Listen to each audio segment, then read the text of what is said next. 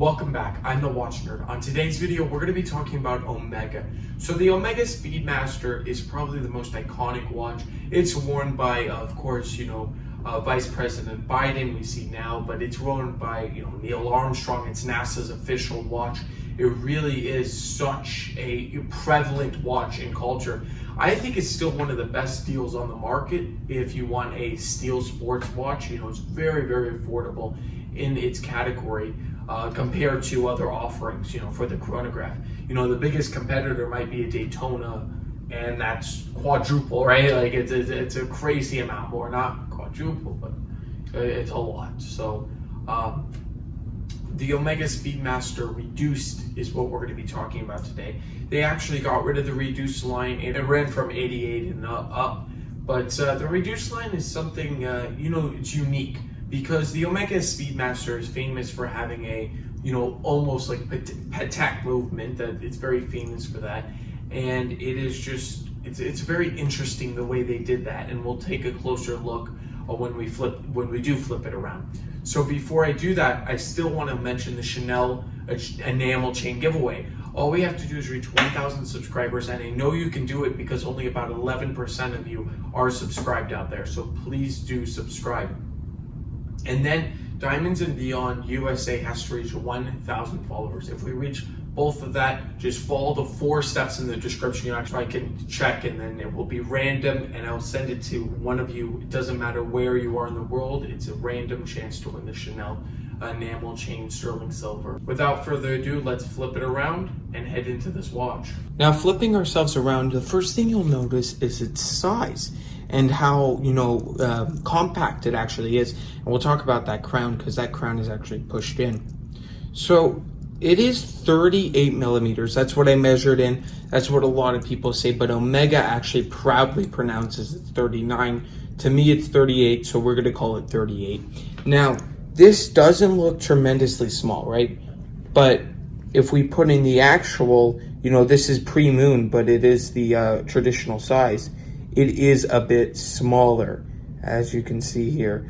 Now, both of these, as you can see, if we wind it up here, the second hand is on the other side, so they flip-flopped it on this, and the Reduced is the only one, as you can see, with the numbers around. So it actually says 10, 20, of course, 25, and across. Over here, it's just loom dots.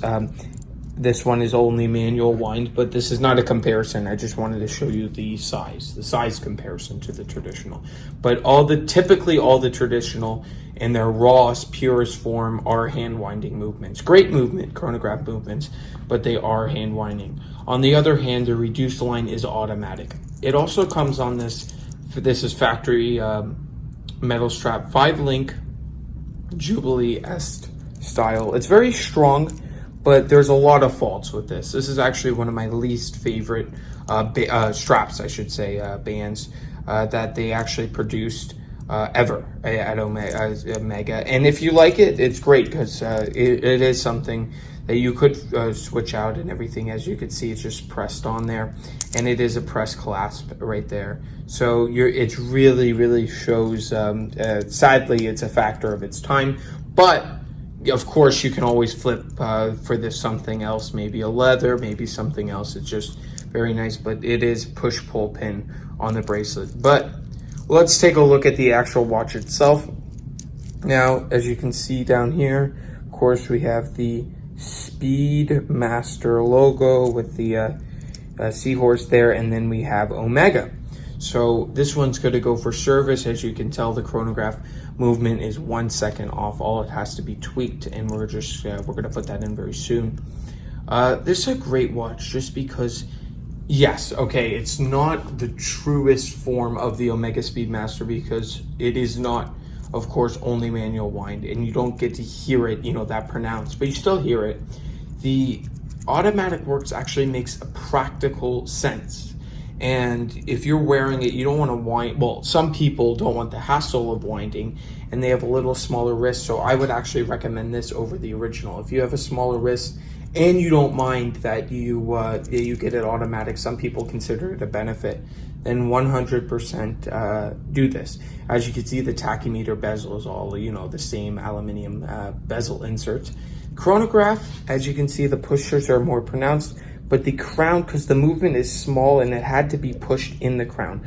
So there you can see it's actually pushed in.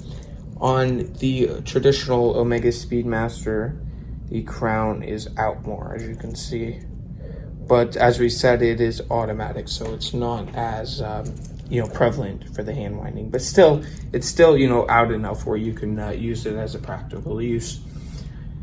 The movement, so it is a very hard movement to service. 47 joules, so it's an integrated movement with the automatic works in the back, and then of course your traditional chronograph. So they just added automatic in the back there, and that makes it 47 joules, which is tremendous amount of joules in this watch, and it is a little more pricey to service. It's a little harder to do so, but we still get very great dimensions with this.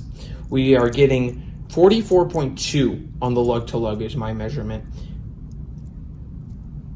44.2 on the lug to lug.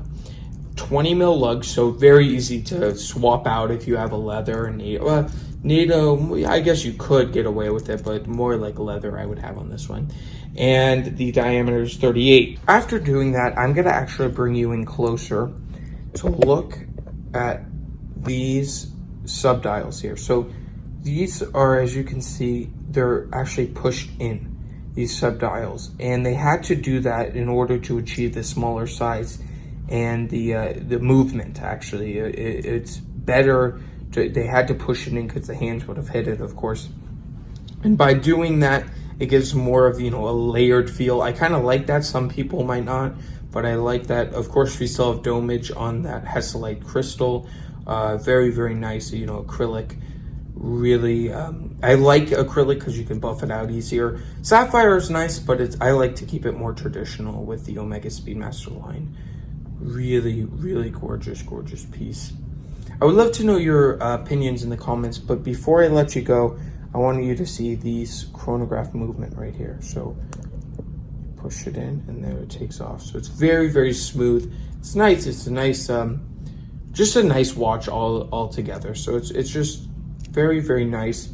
And if you need a smaller size, it is great to just do. Resets very nice, as you can see. Thanks again for watching. If you enjoyed this, smaller Omega Speedmaster, or you're interested at all, please email me. I'll talk about it with you, and we'll have a nice Omega conversation. This one, actually, I told you, is going for service. It's just such a beautiful piece. This is one, you have to have it. A lot of people say you have to have an Omega Speedmaster in the collection. Look, you don't have to have anything. If you have one Rolex Submariner, heck, if you just even had a, Seiko SKX, because I know a few people that just own an SKX and they enjoy it. So it's just whatever you enjoy. You don't have to have anything. I don't like people saying that because a lot of people say that about the Speedmaster line.